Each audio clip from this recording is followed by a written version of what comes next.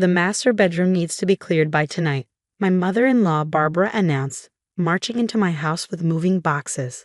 Amanda needs her space properly set up. She gestured to the young woman trailing behind her, who at least had the decency to look uncomfortable. I stood in my kitchen, coffee mug gripped tightly in my hand, watching this surreal scene unfold. Amanda, my husband's girlfriend of 6 months, shifted nervously from foot to foot, her designer handbag clutched like a shield. "And where exactly am I supposed to go?" I asked, keeping my voice steady despite the rage building inside me. Barbara waved dismissively toward the back of the house. "The garage has that small room attached. That should be fine for now, until you figure out your next steps." My name is Olivia, and at 34, I was watching my mother-in-law try to install my husband's girlfriend in my own home. The same home I'd spent the last 8 years turning into a sanctuary. The same home that now felt like it was being invaded. "This is my house," I said firmly, setting down my coffee before I gave in to the urge to throw it. Barbara's laugh was sharp and cruel. "This house belongs to the family. Michael needs it now for his new life. You should be grateful we're letting you stay at all."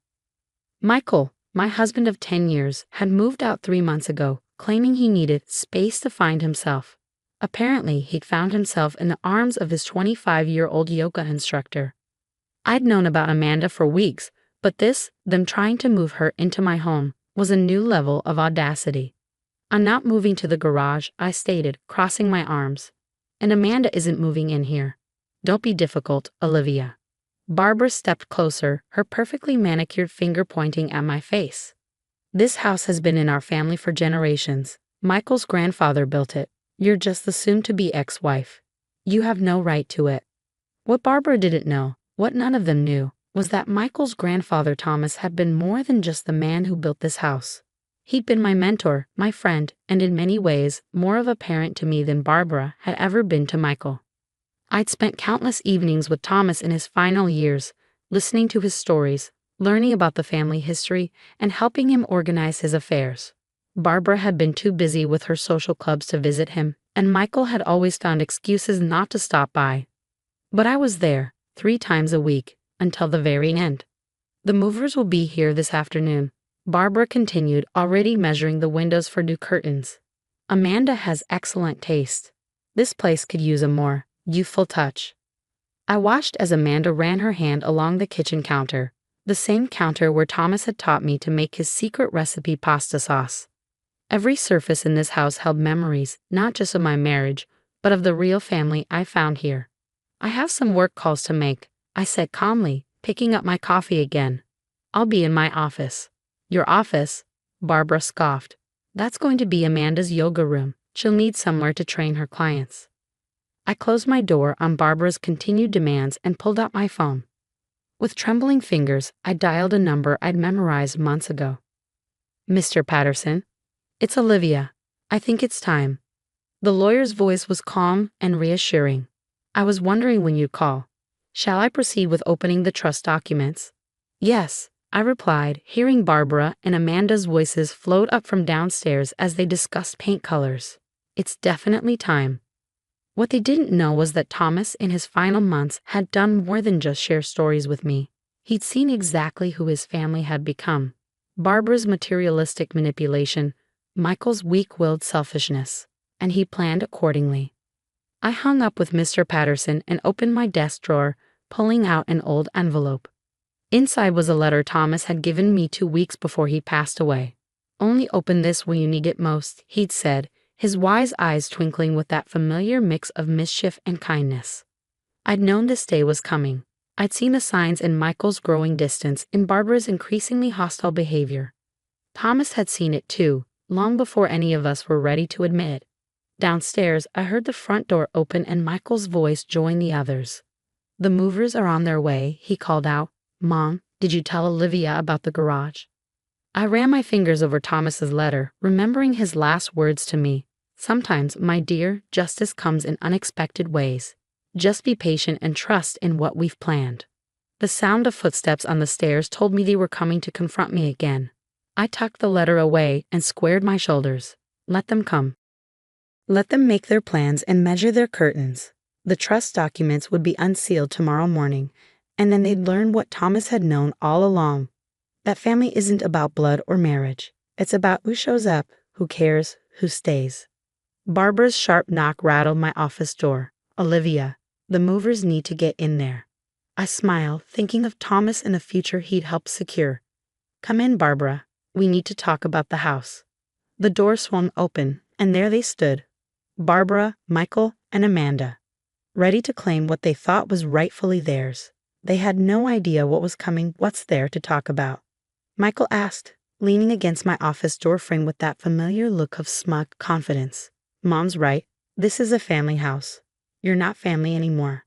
I sat calmly at my desk, fingers tracing the edge of Thomas's letter. Actually, there's quite a lot to discuss. Mr. Patterson, the family lawyer, will be here in 20 minutes. Barbara's perfectly penciled eyebrows shot up. Patterson? Why would that old fool be coming here? Because I called him, I replied simply, and he's bringing some important documents that all of you need to see. Michael straightened up, his smugness wavering slightly. He remembered Mr. Patterson from his grandfather's funeral, the stern-faced lawyer who'd given him a disapproving look when he checked his phone during the eulogy. Whatever game you're playing, Olivia, Barbara started, but the doorbell cut her off. That'll be him now, I said, standing up. Shall we move this to the living room? They followed me downstairs, Barbara whispering furiously to Michael while Amanda trailed behind, clutching her designer bag like a security blanket. Mr. Patterson stood at the door, his weathered briefcase in hand, looking exactly as he had the day Thomas had introduced us. Mrs. Collins, he nodded to me, then turned a cool gaze to the others. Barbara, Michael. And this must be the girlfriend. Amanda flushed red as Barbara bristled. Now see here, Patterson. Please, he interrupted. Let's all sit down. We have important matters to discuss. Once everyone was seated, Barbara perched on the edge of the sofa like she was ready to pounce. Michael slouched in his father's old armchair, Amanda hovering uncertainly nearby. Mr. Patterson opened his briefcase. Before his death, the lawyer began, Thomas Collins made certain arrangements regarding this property, arrangements he specifically asked me not to reveal until they became necessary. What arrangements? Michael demanded. Grandpa left everything to the family. Mr. Patterson pulled out a thick envelope. Actually, Michael, your grandfather left this house in a very specific trust. A trust that named one particular person as its executor and primary beneficiary. Barbara's face went pale. That's impossible. This house has always passed through the male line. It belongs to Michael. Not according to this, Mr. Patterson said, removing several documents from the envelope. Thomas was quite clear about his wishes. The house and everything in it was to be placed in trust for the person who, in his words, showed true understanding of what family means. He turned to me, extending the papers. Olivia has the name trustee and beneficiary. These belong to you. The silence in the room was deafening. I took the documents, remembering all those evenings with Thomas, how he'd watched me care for his home, tend his garden, listen to his stories while his own family was too busy to visit. This is ridiculous. Barbara exploded, jumping to her feet. She manipulated him. She took advantage of a sick old man. Mr. Patterson's voice cut through her accusations like steel. Thomas was of completely sound mind when he made these arrangements. In fact, he specifically anticipated this reaction. He pulled out another paper. He left a letter explaining his decision. Shall I read it? Michael was staring at me, his face a mix of shock and dawning comprehension. He remembered all the times I'd invited him to visit his grandfather, all the dinners he'd skipped, all the family stories he'd been too busy to hear. To my family, Mr. Patterson read, if you're hearing this letter being read, it means you've forgotten what truly matters. This house was built not just with bricks and mortar, but with love, with the hope of creating a place where family would grow and thrive. Olivia understood this. While you were all busy with your own lives, she sat with me, learned our history, and showed me what it means to be truly family. The house is hers, to use as she sees fit. Perhaps this will teach you that family is earned, not simply claimed by blood or marriage. Barbara sank back onto the sofa, her face ashen. Michael stood up abruptly, running his hands through his hair in that nervous gesture I knew so well. The movers, Amanda said suddenly, her voice small. They're supposed to be coming. You should probably cancel them, I suggested quietly, since you won't be moving in after all. Mr. Patterson cleared his throat. There's more. The trust also stipulates that any attempt to contest these arrangements will result in the house being donated to the Historical Society. Thomas was quite thorough in ensuring his wishes would be respected.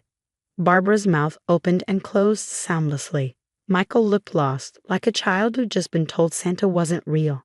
Amanda had already grabbed her phone, presumably to cancel the movers. Now, I said, standing up, I think it's time for everyone to leave. I have some redecorating to do. I looked directly at Barbara, and I won't be needing that garage room after all. The days following Mr. Patterson's revelation brought a parade of reactions from the family. Barbara launched into damage control mode, calling relatives to spin her version of events before word got out that she tried to move her son's girlfriend into my house. Michael oscillated between angry texts and pathetic attempts at reconciliation. We can still work this out, he wrote one evening. The house is big enough for both of us. I didn't bother responding. Instead, I spent my time restoring the house to the way Thomas had loved it. I rehung his old photographs that Barbara had deemed outdated. I brought his favorite armchair back from the attic where Michael had banished it. Each change felt like reclaiming not just my space, but Thomas's legacy. A week after the trust revelation, I was tending Thomas's rose garden when a car pulled into the driveway. It was Amanda, looking considerably less confident than the day she'd walked in planning to take my bedroom. "Can we talk?" she asked, hovering by the garden gate. I gestured to the patio chairs. 5 minutes. She sat, fidgeting with her bracelet. "I didn't know," she burst out. "About the house, about Thomas, about any of it. Michael told me you were just his bitter ex who wouldn't let go. And you believed him," I said, not unkindly. "Just like you believed Barbara when she said you could move in here." Amanda looked down. "I'm starting to see why Thomas chose you. Michael. He's not who I thought he was. Last night he suggested we try to contest the trust anyway, said we could figure out a way around it. I couldn't help but laugh. That sounds like Michael, always looking for the easy way out. I ended it," she said quietly. "This whole thing opened my eyes. I don't want to be part of a family that treats people this way." As she left, I thought about Thomas and how he would have appreciated the irony. His final gift hadn't just secured my future, it had revealed the true character of everyone involved. The following Sunday, I hosted my first dinner party in the house since everything happened. I invited Mr. Patterson and his wife, along with a few close friends who'd supported me through the divorce. As we sat around Thomas's old dining table, sharing stories and laughter, I felt his presence in every corner of the house. Barbara made one final attempt at confrontation, showing up unannounced one morning with a manila envelope. "These are photos," she announced, dumping them on my kitchen counter. "Proof that you manipulated Thomas. I'm taking them to my lawyer." I calmly slid them back toward her.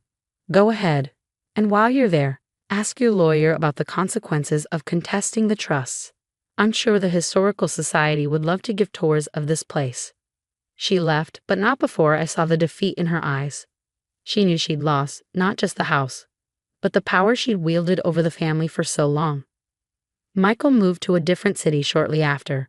I heard through mutual friends that he was telling people he'd left the house to me out of kindness, rewriting history to protect his ego.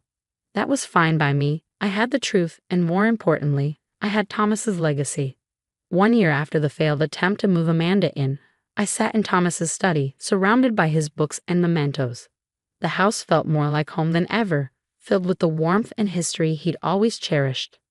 I opened his letter again, the one he'd given me before he died, and read the last lines that had given me strength through everything. "My dear Olivia, a house is more than walls and a roof. It's a vessel for love, for memories, for the kind of family we choose rather than the one we're born into. You understood that when the others couldn't. Take care of our home, and let it take care of you. With all my love, Thomas."